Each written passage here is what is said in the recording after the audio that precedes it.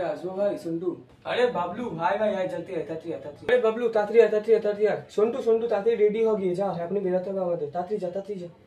কেন ভাই কোথায় যাবি তোরা এখন এত তাড়াতাড়ি রেডি হচ্ছিস 7টা বাজতে যায়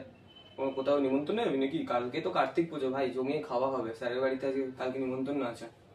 চল তাহলে রেডি হ কোথায় যাচ্ছিস আমাকেও বল তাহলে। আরে বাবলু বলিস না কালকে নাকি সন্টুর বাবা বিয়ে করে এনেছে কাকিমা এসছে নতুন আমি ভাবলাম যে দুজন মিলে প্ল্যান করছিলাম যে কার্তিক ঠাকুর কিনে এনে নতুন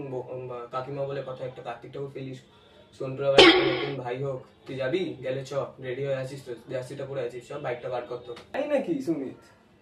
সন্টু কবে হলো তোর বাবা বিয়ে করে কবে এলো কালকে চ তাহলে চ কার্তিক 3 জন মিলে কিনতে যাবো বাইক হবে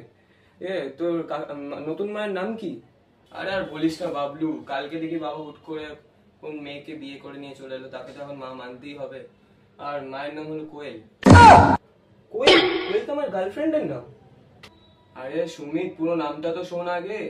আমার নতুন মায়ের নাম হলো কোয়েল ভট্টাচার্য সে হানাপাড়া ওখানে থাকে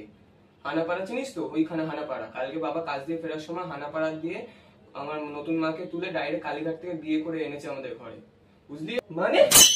আমার গার্লফ্রেন্ডের নামও কোয়েল ভট্টাচার্য আমার গার্লফ্রেন্ডও হানাপাড়ায় থাকে মানে তোর বাবা আমার গার্লফ্রেন্ডকে বিয়ে করেছে তাহলে এটা কি দাঁড়ালো ভাই মানে